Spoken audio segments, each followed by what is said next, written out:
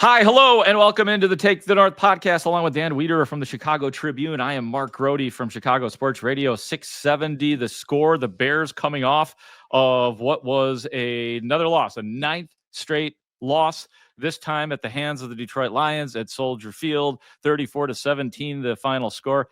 Again, L9 for the Bears. They are 4-11 overall.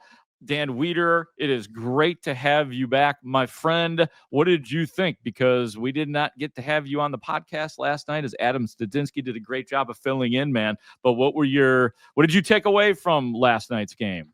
Yeah, I got the old school vantage point of watching Sunday's game from the couch rather than the press box due to some issues. And I felt like this Bears team is who we thought they were for the last 5, 6, 7 weeks. They've just fallen apart. They've got nothing left. They played a better team. The better team beat them down. You watched the Lions sort of laughing on their sideline, doing just about whatever they want, building a 20-point lead early, running trick plays, making everything seem easy. And you just realize how far away the Bears are from being legitimately competitive with the good teams in this league. And oh, by the way, guess what? They got to turn around on an ultra short week and play the Seahawks on Thursday night at home. Yeah, and I think this also gives some credence to something that you've said on a couple of occasions, that this is a team that is simply out of gas, and you can put that down to mean it literally if you'd like. When I say literally, I mean they're tired, they're out of gas, and figuring out ways to win, figuring out what to motivate them. I mean, there's just nothing left at this point in terms of that. And I get it, putting stuff on tape, but even that at this point, it's just a real bitch to play, I think, when you are not only out of the playoff picture, but you're on this horrendous, no end in sight losing streak. I guess the end is the end, Dan. I mean, 2 weeks to go, that's the end. But man, it just feels like a long way to go still. And the end is the beginning in a lot of ways for the Bears team to figure out which direction they're going to go. There was a quote from after Sunday's game from Keenan Allen where he said something to the effect of, yeah, it's about the name on the back of the jersey. And I know he didn't intend it to sound the way that it read, but that's where they're at, right? Like, guys are trying to do things for themselves at this point to get motivated because the team motivation is gone. You're playing for a coaching staff, head coach, coordinator, position coaches that isn't going to be here in 2 weeks. And there's a lot of players that aren't going to be here beyond this season. And so it's really, really awkward. And we can get into some of the stuff that's ahead in this week's very short turnaround to play the Seahawks. But ultimately, it's a sad, sad place that the Bears find themselves in as they head for Christmas. Yeah, and I want to add to that. So let's get to our opening drive here on Take the North. It's time for the opening drive. Well, I think the first thing is Caleb Williams, who was, as we record this on a Monday, it's a very awkward week because they just played Sunday. They're back at Haugh on Monday with a full open locker room with Caleb Williams up at the lectern with Thomas Brown up there. Today was like what Wednesdays are typically like in an NFL week. So it is like, just add that to everything that has gone on around the Bears. The schedule has been absolute hell, but again, Caleb Williams, very good up there at the podium. And I thought it was interesting, again, that he was willing to share with us, Dan, to some degree, some of the very specific things that he wants to continue to work on during this season. I mean, he threw out the idea of cadence, which he has thrown out there often. He's talked about footwork, and he's talked about that in the past as well. Yeah. So it's important. Like he is one of the motivated still. So that's good to see. And Dan, again, we did not get to have you after the game. What Studs and I took away from, kind of agreed on, was that was a really good game, a good experience, I should say, moreover, for the quarterback, for Caleb Williams, despite the ninth straight loss against Detroit. Yeah, and I've got more on this when we get into our 3 things to watch against the Seahawks later in the episode. I think the production is helpful. It gives you a little bit of positive energy. It gives you a little bit of confidence. I do stand firmly that they have to be in a close game at some point. And you go through the numbers, Grote, and again, we'll elaborate on this more, but this is 3 consecutive losses in which they haven't been within 10 points of their opponent in the second half. 5 times in the 9-game losing streak, they haven't been within 10 points of their opponent in the second half. Like, the production's got to start coming in moments that matter.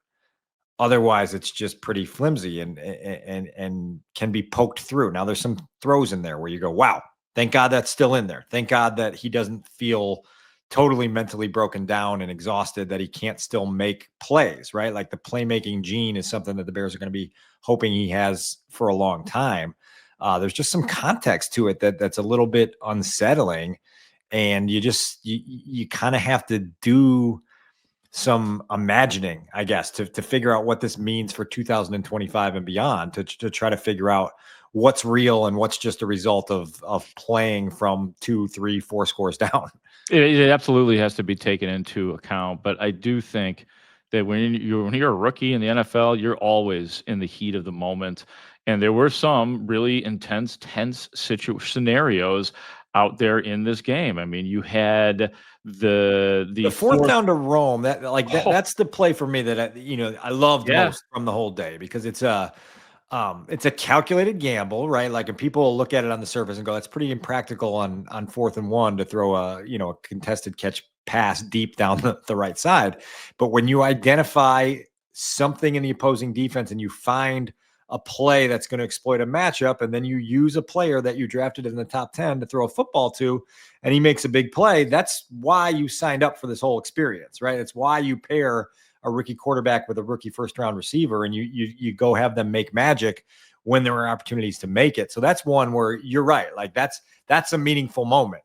We need about 6 to 8 of those in each game the last 2 weeks to feel like real positive momentum gets you pushed forward into 2025. Yeah, I thought the other real not quintessential, but needed to see it moment was the go up and get it for Rome Odunze, the 50-50 ball, where it truly was a 50-50 ball. And it was Caleb Williams saying, here you go. Like, for people who are worried about Caleb not being aggressive enough down the field, that's one where he put it up there, put it in a good spot for Rome Odunze to make a play. And that's something we haven't seen enough of this year. And that if it's going to work, that's a big part of how it will work between those two. Well, and it's after 2 Rome Odunze fumbles, so it tells you a little bit something about the mental capacity to move past failure, right? Like, and to stay locked in, and then to meet a bigger moment down the line. The fumbles got to get cleaned up. We talked to Caleb today about what he could have done better on the exchange in the first part. Like, he acknowledged some of that. I think that one's on Rome. The second one's obviously on Rome.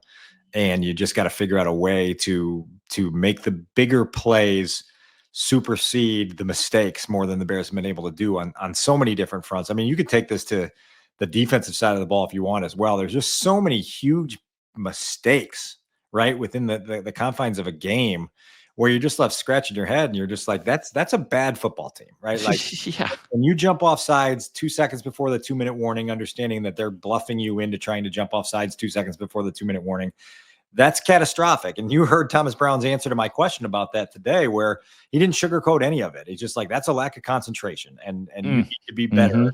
And no amount of coaching can make you smarter situationally to respond to moments like that. So there's a lot of that kind of folded within this 9th consecutive loss, which has the toll of a 9th consecutive loss in what could be 12 days from now, a franchise record in season losing streak. Yeah. And, the defensively, you mentioned that horrible moment, the neutral zone infraction. The Jared Goff 82-yarder to Jameson Williams. Where are you, Tyreek? Where are you? And then the play where Kevin Byard, I don't remember who the throw was to, but where Kevin Byard was like 20 yards away. And I don't even know if it was fault. He called it a communication issue today. But it's not just that the defense has been failing. It's been glaringly large, explosive plays that all of a sudden teams are exploiting, and you can almost count on against the Bears. And it's frightening. I mean, I know we bring it up every week, but it's worthy of bringing up every week just because of what we thought the defense was going to be. Yeah, like, there was a point where we were counting a streak of games dating back to last year in which they hadn't given up more than 21 points, right? And it was like, well, this defense is the one thing you can rely on. They're going to hold the opponent to 21 or fewer, and your offense is going to have to try to make a few big plays to win some games. These last 5 losses, they're giving up an average of 423 yards and 31 points per game. The defense is a mess. They're giving up explosive plays every single quarter. There was a play on Sunday that really, really bothered me. It was like a 3rd and 14 or something, and they threw a curl route to Jameson Williams. He caught the ball standing still, 7-8 yards short of the sticks, turned and ran past 5 Bears defenders who made a meager effort to tackle him, and it's a first down. And you're like, what is this? We saw the Vikings 6 nights earlier convert all these 3rd and longs, and you're just like, okay, like you're not capable of helping yourself, and at that point you're just beaten, you're in last place, and you're looking at the draft board for 2025. One guy that was in the house yesterday that received plenty of attention pregame and postgame and definitely put a number up on the Bears. The Lions scored 34 points, had that fake play as well, where with the Goff. Stumble bum. The stumble bum. That's right. It's a stumble bum. It's a good Lou Piniella word. He stumbled. He pretended like he went down, and then he falls down, and then the other guy went down, and you had a free play. So you had that stumble bum as well. So Ben Johnson, man, you had the 82-yard play. He busted out everything in the repertoire. And why not? For the most part, it felt like it was in context with the game and what you should try to do to the Bears. But what was on your mind? And you were watching on television. And yeah. I haven't watched the television copy yet. I'm assuming that they zeroed in on Benny Johnson many a time because, and for people who are completely tuned out, Ben Johnson, the offensive coordinator of the Detroit Lions, who is probably going to be a candidate for the Bears opening at head coach. Well, that's what I was going to say. You said he put a number up, 34 points on the scoreboard. I hope that when the game ended and everybody was doing their greetings at midfield to say, great game, happy holidays, that he left a number in John Tarpey's back pocket, the head of security of the Bears, and said, hand this to someone up there, right? This is my phone number. Right. Have them call me as soon as the lines are open for communication, as NFL rules allow when the regular season ends, because I want to talk about this job. I want to answer the Bears questions. I want the Bears to answer my questions, and I want to see if there's a marriage here. This is fascinating to me because I do think that Ben Johnson is the most intriguing and appealing candidate that is currently out there in this cycle. It doesn't mean he's a can't miss. That doesn't exist, as we've talked about previously in head coaching hiring cycles. But you've got a guy who for several seasons now has shown that he can produce offensively. You listen to the way his players talk about him, the detail he coaches with, his intelligence, the way he grinds, the way he brings a fresh approach to every single week. You mix in some of those fun, creative plays. You talk about a guy who seems to have timing. Yeah, let's explore this. Let's explore this to the depths that it can be explored to and figure out if there's a possible union here.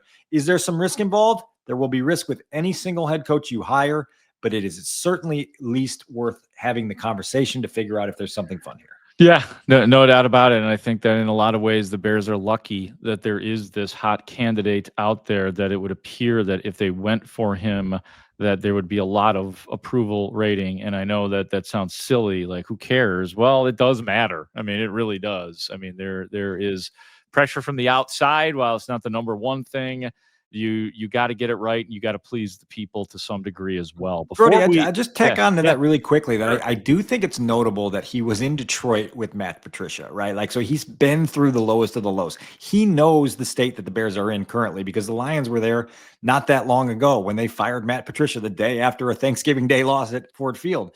So he's watched this Lions team go from the true bottom of the NFL into a legitimate Super Bowl contender, if not the favorite. Certainly in the NFC, they're the class.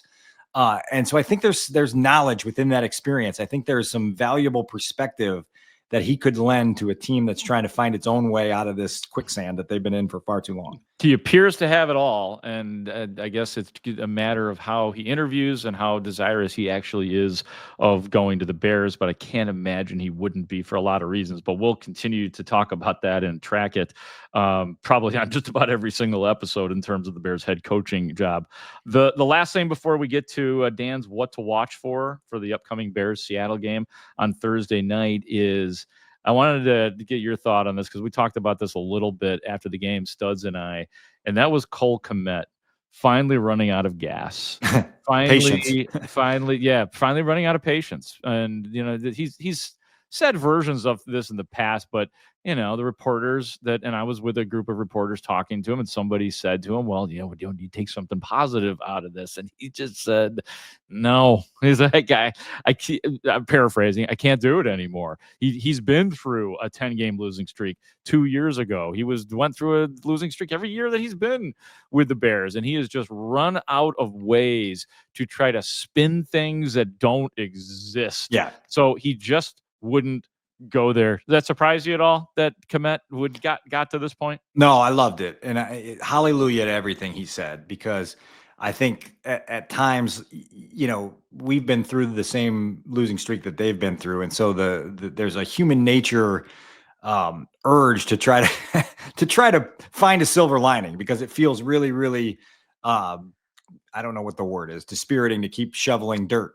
on a gruesome corpse like this, right? But Cole's like, look, it's a gruesome corpse. Shovel another shovel of dirt on it if it deserves to have another shovel of dirt on it. And so what you have there is a guy who did live through the search for silver linings with Justin Fields in 2022 and into 2023. You have a guy who's nearing the end of season 5 of a career that may last 10 years if he's lucky, that they've never enjoyed a winning season. And he's just like, I'm done with the that a boy back pats, right? Like, it's time to just be real about things and find ways to actually play meaningful games. And I think that's where this gets really, really frustrating. Yes, Caleb and the offense found some production in that game, but they were down 22-0 early in the second quarter. Like, you're done. You're cooked in an NFL game. And so you go back, Grote, through this 9-game losing streak, and you find games where they were legitimately in it. They had to come rally back against Minnesota and Detroit. Before that, the last real back and forth football game that they were in was that home game against the Packers. That's an eternity ago, right? That's the last time you were in a back and forth high pressure NFL game with things on the line. And I think Cole's just tired of just getting your teeth kicked in and then being like, oh, let's try to find a silver lining out of this. And I had a small one-on-one conversation with him on Monday, just asking him about some of the things that he wants to see when new leadership gets in here. And he just said, we need a culture shift from a standpoint of the mentality, right? Just acknowledge where we're at. We're terrible and we need to be better. There's got to be a legitimate bar set that has to be cleared. Otherwise you haven't met the standard. It can't just be oh, we thought we were going to be good, and even though we lost 9 in a row, boy, we're still having some production here and there. This isn't 11-year-old football. This is the NFL. And Cole wants to squeeze something meaningful out of his career, and I'm all for his impatience. Well, and that was in part the last straw for Jalen Johnson. From the reports that came out of the Detroit game after the day after Matt Eberflus, of course, was fired. But basically, the word was Jalen Johnson. Just that's it. I can't hear Matt Eberflus get up there again and tell us you guys played hard and here's the good things that you did and keep your chin ups and we'll get them next week. So it's nice because that's a very adult attitude. Let me give you a homework assignment. This is for the audience, not for you. Okay, I was like, whoa, take it easy, guy. Yeah. It's Christmas break, bro. Stop with the homework. Yo, that dude on Take the North is talking about homework, bro. The very first game in this losing streak, the Bears lost on a Hail Mary. I think you probably read about it. Tyreek Stevenson was celebrating before the play. They lose on a game they should have won in that play. Yeah. The locker room is crushed. It's crestfallen. Matt Eberflus starts his press conference with 30 seconds of, I'm really proud of the guys. And, it was so tone deaf and so detached. And this was the first game out of 9 in a row. It's such an illuminating sign on how you get to 9 in a row, right? Because if you don't have that visceral anger, that visceral disappointment after a loss like that, and you can't message it properly, both to the outside world and your locker room, you're just, teetering on the verge of a trap door, and they've fallen down that trap door. And so just go rewatch the post-game press conference that Matt Eberflus did after the Washington game. And you'll just sit there for 9 minutes and go, of course, this is where they are right now, because they just are so detached from what it takes to play high-level football on a regular basis. As a little attachment to that, the one thing that I observed watching from home on Sunday is the game ended and they cut immediately to Washington, Philadelphia. Right. And the Washington Commanders are coming back in dramatic fashion to beat the Eagles in the final minute in Washington. And you go, man, that is what the Bears were supposed to be this year in terms of being in meaningful moments in big games against good teams. And regardless of how the season ended, you were building this inventory and this library of game on the line moments that everyone had to be in and figure out a way through them.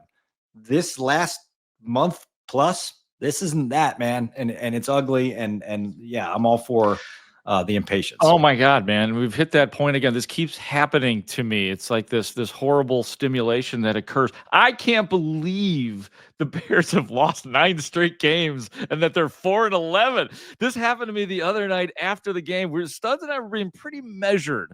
And because I'm like, you know what? Of course, we knew they were going to lose this game. I just cannot believe what this season has become, considering the promise that existed early. And man, I don't know what good will have come out of this year in any way, shape, or form. You have pitched this several times, and because we're going to come out of a Thursday night game and have a chance for a longer prep period till the finale, I think if and when they lose Thursday to the Seahawks, predictions coming in a couple minutes, that we take the 10-game losing streak and Yes, we let's do power it. rank it. We power rank it in terms of misery, and we both go through 10-1, and you know, and then we'll put together our cumulative rankings, and we'll sound them out on the misery of this imperfect 10. We will. It'll be like a horror film for people. People are like, why would you guys do that? That's so negative. Anybody wouldn't. No, it's like you could sit there and hide under your blanket while we remind you of all these horrible things that happened. That said, in terms of getting to our predictions, we're going to get to those here right after we do this. The Bears in Seattle Thursday. Let's get to what to watch with Dan Wiederer. What to watch for? Right, so first thing to watch for Thursday night. Amazon's in town, by the way. This is a primetime audience for people the day after Christmas. The Seahawks, to me, Grote, are as mid can be. Like, you go watch them, you look through their statistical rankings. They're not great at anything. They're not horrible at anything. They're just a team that's like kind of very well placed in the middle tier. They had a coaching change. They're still figuring some things out there. They're coming off back-to-back losses to NFC North teams, including one that they gave away to the Vikings at home on Sunday. They're hovering around 500. Like I said, not great at much, not horrible at anything. They got to come across 2 time zones and fly on Christmas night to play a short week primetime game in your building. Can you compete? Like, if ever you had a vulnerable opponent waiting for you, this is it here down the stretch of the season. Can you compete, please? That's my first thing to watch. I think the Bears are the vulnerable team in this spot. I know, I understand what you're saying, but I look at it as, again, back to the schedule and the wildness of having lost 9 in a row. And now you got to come back to your building the next day when you normally would have the day off and prepare your ass off because you got a game on Thursday. Dan, number 2, there is a guy name that goes by JSN who may have had it and we all missed it. His name is Jackson Smith-Njigba. He was the dude who tried to warn Chicago about Shane Waldron when he sat down with CHGO at the Super Bowl. He's having a great season. Year 2 in Seattle. He's up to 93 catches, 1,089 yards, 6 touchdowns, crossed over the 1,000-yard plateau in the game against Minnesota on Sunday. 7 catches away from that 100 milestone, which he could get Thursday night. After Jameson Williams, totally different type of receiver, got loose on Sunday, the Bears have to figure out in their secondary how to deal with this very crisp route running nightmare. And Jackson Smith-Njigba is going to test that secondary in a lot of ways. You know as well as I do that explosive passing plays have been a vulnerability for this Bears defense for far too long now during this losing streak. Can they start there? DK Metcalf may be a bigger name and a more proven guy right now, but Jackson Smith-Njigba is the guy that Geno Smith is looking to on a regular basis now, and they're going to have to find an answer for him. All right, cool, man. I've been looking for. You're right. I mean, I root for him, man. I enjoyed getting to know him a little bit at the combine and just through the years and whatnot. So let's see what he's all about. That'll be interesting to see. What else you have, Dan, here on what to watch? It's a hope. This is a hope here. It's that Caleb is in a competitive game in the second half. We talked about it at the outset. Just get him some meaningful reps in a game that they're either protecting a 4-point lead or trailing by 2, and he's gotta be in some gotta have it drives, right? Like I want Caleb in 3 or 4 gotta have it drives in the second half. It's what I want. Like, it's been too long since the Bears have been in a position where they're not chasing. Don't chase. Play with the Seahawks. They're very mid. You can slow down Jackson Smith-Njigba. Be competitive. Get into the second half and let your quarterback test himself in a moment that really is actually meaningful instead of putting up, garbage time production with nice looking throws against, prevent defenses. That is my favorite of the 3. Yeah, that would be, I mean, that's what makes these games. You have to think of reasons to make it worthwhile, and putting Caleb Williams in a competitive situation, in a competitive game. Let's see more of that fourth quarter stuff. I think that would be fantastic. All right, studs, get in here. It is time that we do our predictions. Dan, is he here? Adam Studzinski and myself, Mark Grote. Yeah, I'm we right will here. do our picks. I guess Don't worry. I haven't gone first in a while, so I will take the first stab at this. Like I said, I think the Bears are very vulnerable. I think that this turnaround, if nothing else, will have done them in this game. I do think it's going to be a close one. I don't think it's going to be decided in the first half like this past week's was. But that's just like most teams right now. Seattle is a better product than the Bears. I think that Seattle wins the game 21-17 over the Bears on Thursday, and they lose 10 in a row, and we're talking about 2022. Woohoo! I'll go next, and I'll give you the same point total for the Bears, 17. I'll give the Seahawks a few more points, up to 26-17. I made the mistake when we went to San Francisco thinking the Bears could find a way, right? Like, and sneak out a win against an opponent that was struggling a little bit. I will never make that mistake again. Cannot pick the Bears in good faith. Seattle, 26, Bears, 17. In good faith. It's gotten that serious.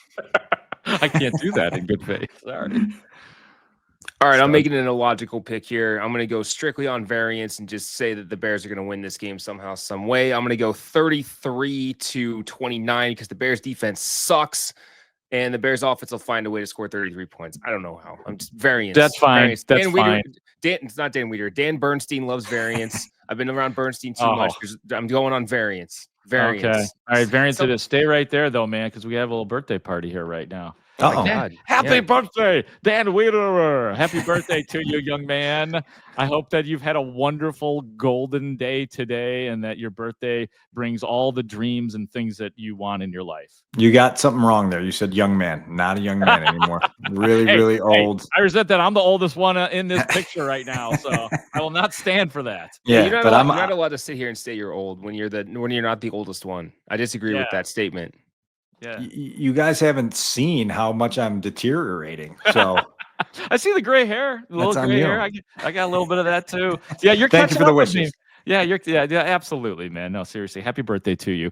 And while we're being festive, before we get to our 2-minute drill, we'll have some more stuff here. How about a little? You're talking this up before the show, Dan, about doing a little Christmas wish list. What are the parameters of our Bears Christmas wish lists? Little small grab bag here. We're gonna choose a big ticket item, a regular gift, and a stocking stuffer you'd ask for if you were the Bears. This is for the Bears going forward for this next year. Like, what is one big thing you really want from Santa? What's something that you're just asking somebody, make sure you get this for me, and what's something you'd like to find inside the stocking? So I can go first. You can go first. We can go back and forth. Man. Whatever, what's your big? You want to do like big gift? You give your let's start with let's go big. Let's go big gift last, just so we'll save that for last, right? Like we just came down the stairs in our PJs and everything, and it's gonna reach into the stocking. The first thing I want in my stocking, and maybe this is more in the stocking stuffer, but it's just a defensive playmaker, right? Like it's just somebody that can make plays more regularly. I've been really frustrated watching this defense play, and I think it really struck me on that one Jahmyr Gibbs run yesterday where he was stopped in the backfield for a loss of 3, and then he put Kyler Gordon in the spin cycle and turned out and rolled for 12 yards. And you're like, well, that's supposed to be your reliable, high-level second-round pick slot corner who's supposed to make those plays routinely or regularly anyway. And he got kind of spun there and shaken up and left behind. It's the secondary, it's the middle level, it's the front line. Somebody else has to come to this defense and be an every week playmaker. They don't have it. When's the last time we talked about Tremaine Edmonds making a splash? When's the last time we saw anything on the back end that felt really, really fun? When's the last time we had a game from a pass rusher where you're like, man, you're feeling him on every single possession? It's not there. This doesn't have to be a high-priced free agent or a top 15 draft pick. Just give me somebody that can make plays regularly. Yeah, I like it. I will go for a stocking stuffer. That's where we are, right? Stocking stuffer or small gift. I guess those are both stocking the same. Stuffer. Yeah, same thing. Reach into that stocking, pass the orange, pass that candy cane, and tell me what you pull out. I think this qualifies as that. You tell me if I'm off base. I want Keenan Allen back on this team next year.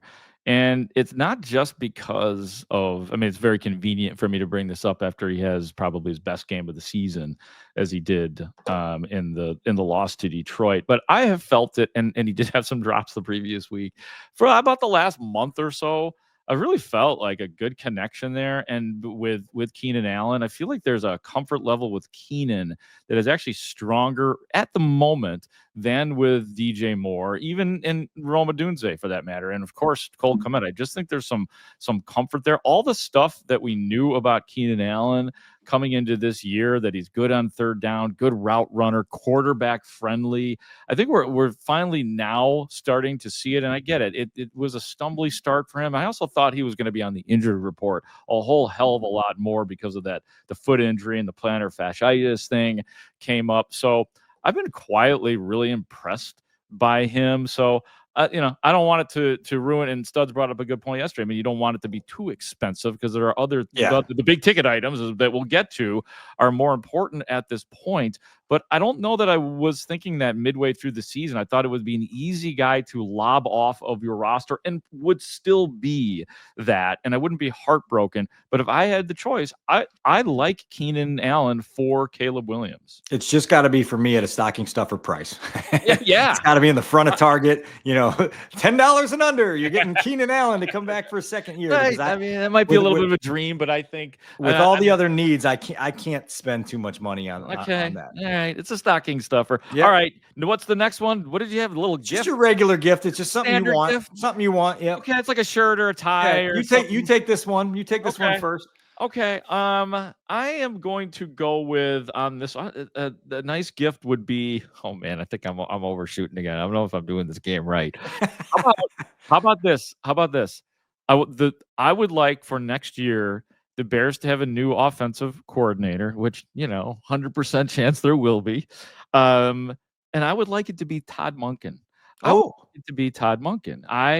think that would be very interesting. You have whomever the head coach is, just for the sake of the drill. Let's just say it's Ben Johnson. Ben Johnson finds a way to, I have no idea what Tom Monken's deal is in Baltimore and the offensive coordinator. I just think that would be a pretty cool. This is a guy who has been obviously very successful with Baltimore. He was a hot name last year. I think the Bears might have even considered him at one point in time. But and he is from the area. And it just so happens that his father, Bob Monken, was the head coach at Lake Park High School for 20 plus years, where I attended for 4 years. So that's a neat little thing attached to it. But that doesn't play as much. I didn't play football, so I didn't really know Bob Monken that well. So don't think that I'm asking this for scandalous reasons. I just think that would be a good connection.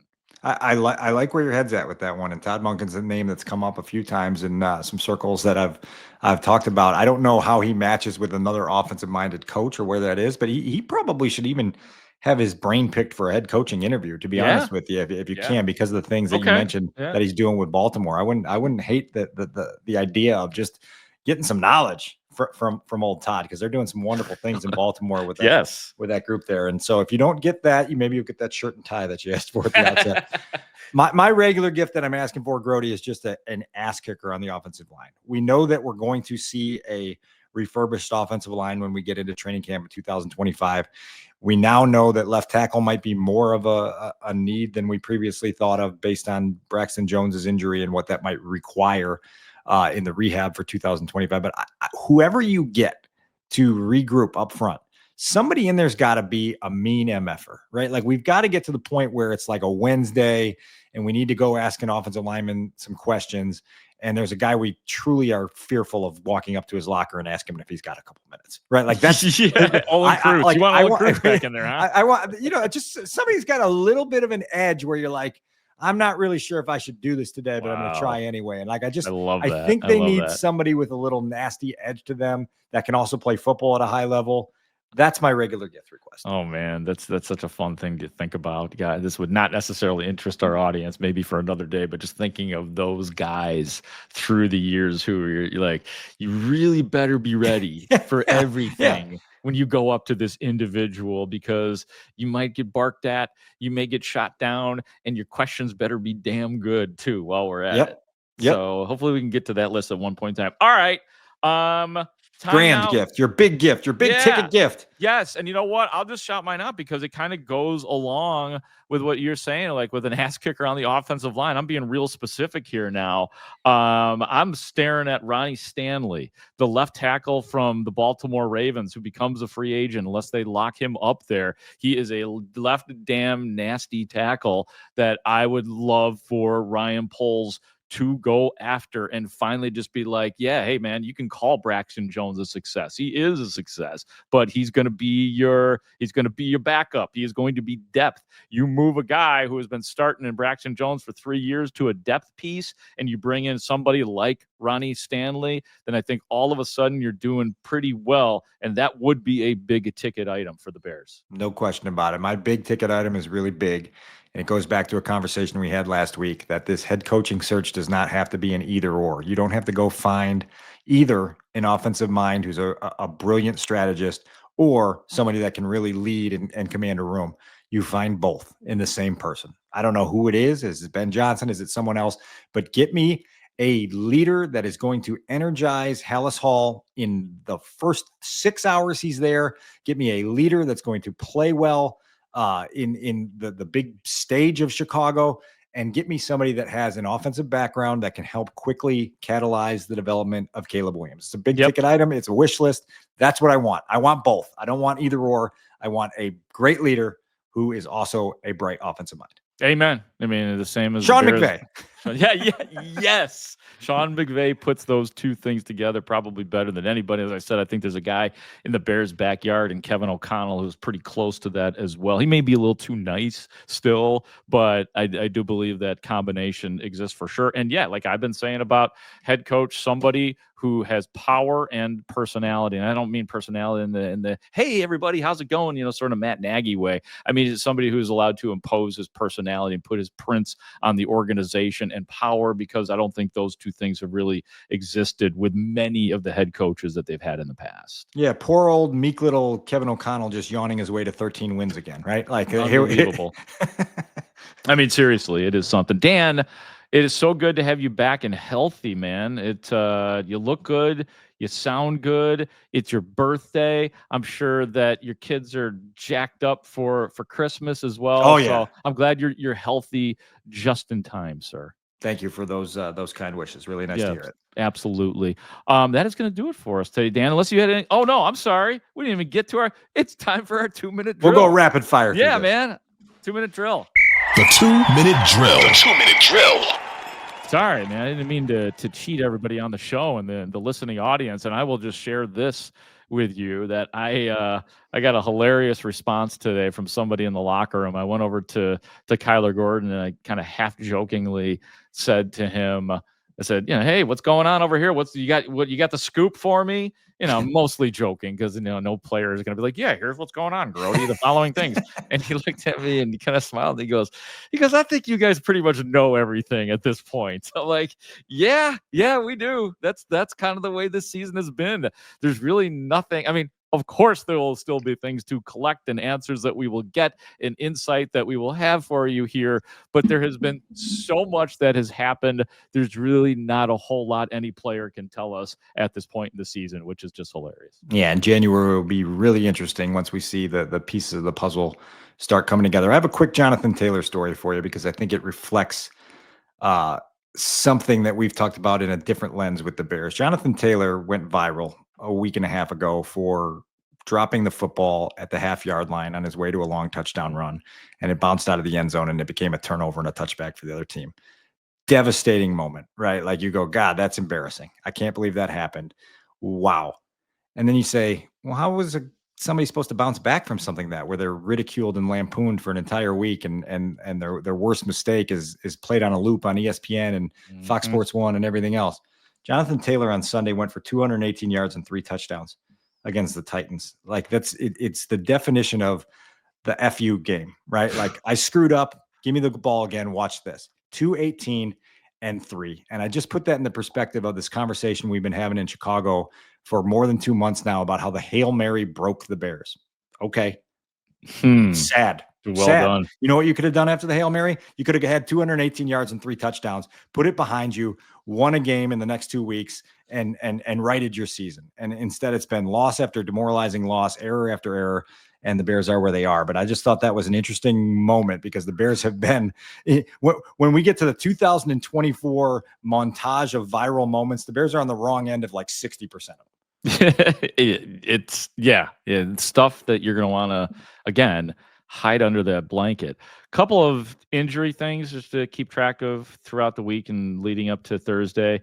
Braxton Jones is done. The final 2 games he will not play in. He is going to have season-ending surgery. It was ankle, right? Ankle? Fractured fibula as part of this. Yeah. So Dan, I assume, should we assume it's Larry Borom? It sure sounds like it's going to be Larry Borom starting left. I don't know. Thomas Brown on Monday seemed to indicate that Borom was active because he could play both sides on Sunday against the Lions as the swing tackle, and Karan's more of a left. Do they want to try to? But Karan made his first start on short notice in Minnesota in primetime. It didn't go well. Well, guess what? This is a short week with no practice time and primetime again. So I don't know what they do there. We'll keep our eyes open. I had a quick conversation with I'm a guy, or a longer one that you can hear on the score, but I did ask Karan. I said, "Do you think you're going to be active this week?" And he was like, "I don't know yet. It's too early to say." So that is it's not that early anymore. Yeah. Now this was as we're recording this was hours ago. So I'd like to think yes, the Monday before the Thursday game, you should know by now. So maybe some people can do some digging on Tuesday out at Haugh Hall. And the other injury note that I had, Dan, is that Tevin Jenkins, here we are again, day to day with a calf injury. Tevin Jenkins day to day with something that's just as reliable as death and taxes at this point. Yeah, sadly, that's true. What else? You got anything else to? That's all. Finish us? Okay, that's gonna do it for Take the North for Dan Wiederer, or the healthy one, as we like to call him, from the Chicago Tribune. For Adam Studzinski, our executive producer, I am Mark Grote. Thank you so much for watching and listening to the Take the North podcast. Great talk. See you out there.